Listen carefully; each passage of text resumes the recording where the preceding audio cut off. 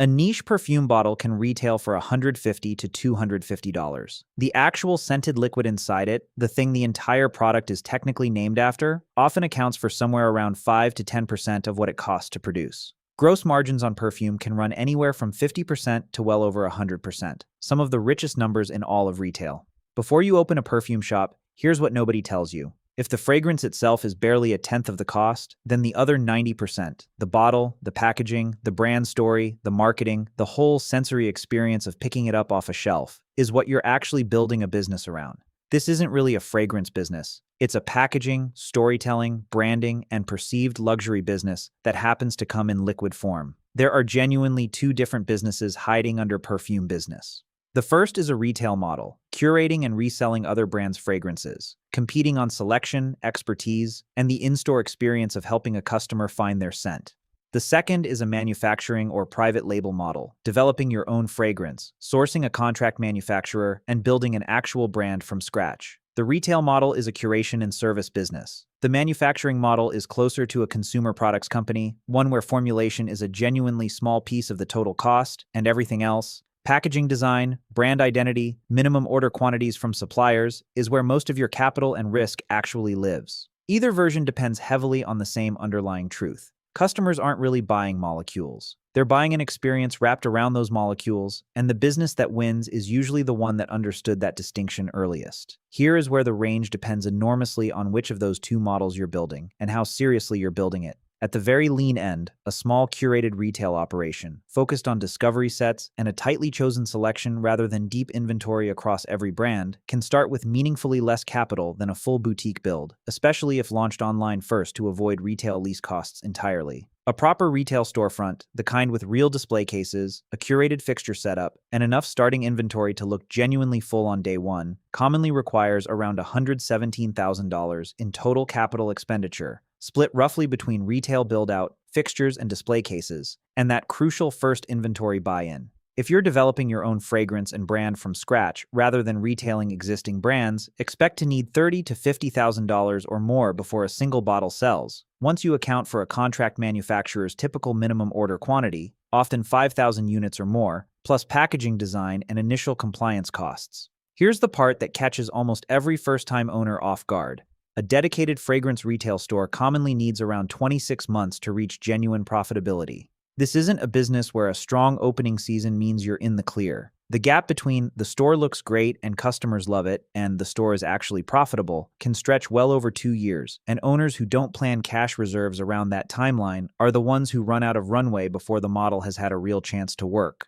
Okay, before your real growth curve begins, you have a set of problems that a normal retail business simply doesn't have. The first problem is that your cost structure is almost inverted from what most people assume, with the actual fragrance often representing only 5 to 10% of total production cost on a premium bottle. Packaging, marketing, and customer acquisition dominate your budget instead. A business plan built around "the perfume is good, so it'll sell itself" is planning around the smallest line item in the entire cost structure. The second problem is inventory curation risk, and it's genuinely high stakes for a retail model. Niche and luxury fragrances carry the richest margins in this industry, but they're also lower volume, meaning a poorly curated selection, too broad, too generic, too similar to what's available at every mall kiosk, can leave a shop holding slow-moving inventory that never earns back its shelf space. The third problem is that online and physical retail are genuinely different businesses wearing the same product. Online fragrance sales carry meaningfully better margins than a physical storefront, simply because you're not carrying rent, utilities, and a full retail staff. A shop that assumes a physical location is automatically the more serious, more legitimate path can be choosing the harder, lower margin version of the business without realizing a real alternative existed.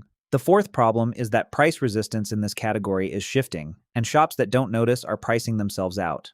A wave of well-made, long-lasting fragrances now offers genuinely strong scent performance at accessible price points, meaningfully undercutting what customers use to accept paying for premium quality. A shop still pricing as if $300 bottles are the only credible signal of luxury is competing against options that increasingly make that price point a harder sell. Let's say you've solved the big problems. Now let's talk about what it costs every month, regardless of how many bottles sell. A physical retail storefront carries real fixed costs, rent, staffing, utilities, and ongoing inventory replenishment for a category where slow-moving stock quietly ties up capital rather than generating it. Marketing and customer acquisition costs stay meaningfully high throughout the life of the business too, not just at launch, because in a category that's driven by brand perception and discovery, customer awareness has to be continuously fed, not built once and left alone. And this is the part that quietly separates thriving perfume businesses from struggling ones. Because that 26-month runway to profitability is so long relative to most retail categories, and because slow-moving niche inventory ties up real cash while it sits on a shelf, a business that hasn't planned real reserves for that entire window is fighting a cash flow problem long before it's fighting a demand problem. Here is where the perfume business gets genuinely interesting, because the entire industry runs on a cost structure almost nobody outside it realizes exists. On a premium bottle retailing for $150 to $250, the actual scented liquid can represent as little as 5 to 10% of total production cost. The bottle design, the cap mechanism, the packaging, the box, the brand narrative built around all of it make up the overwhelming majority of what you're actually paying for, and more importantly, what the business is actually selling. These are the number that sounds crazy. This means a perfume business's real competitive advantage was never primarily about fragrance formulation skill. It's about packaging design, brand storytelling, and the tactile sensory experience of the physical object itself. The weight of the glass, the resistance of a well-made cap, the unboxing moment. A shop or brand that pours all its early effort into scent development while treating packaging and brand identity as an afterthought is investing heavily in roughly 10% of what actually drives a customer's purchase decision, while underfunding the 90% that does the real work. There are really two types of people who end up running perfume businesses, and their models carry very different risk, despite selling a similar-looking product. The first is the curated retailer, someone selecting and reselling existing brands, competing on taste, expertise, and in-person or online discovery experience, rather than product development. This owner avoids manufacturing minimum order quantities and formulation risk entirely, but is dependent on supplier relationships and margin structures set by the brands they carry, rather than owning the full economics of the product themselves. The second is the brand builder, someone developing and manufacturing their own fragrance line from scratch. This owner captures dramatically more margin per bottle once the brand gains real traction, since they're not sharing markup with another brand's wholesale pricing, but carries meaningfully more upfront capital risk, manufacturing minimums, packaging development, and compliance before that traction ever materializes. Let's run the numbers on a small curated retail storefront, launched for $117,000. In the optimistic scenario, the store builds a tightly curated selection weighted toward niche and exclusive brands, avoiding the low-margin mainstream fragrances competing directly with mall kiosks and department stores.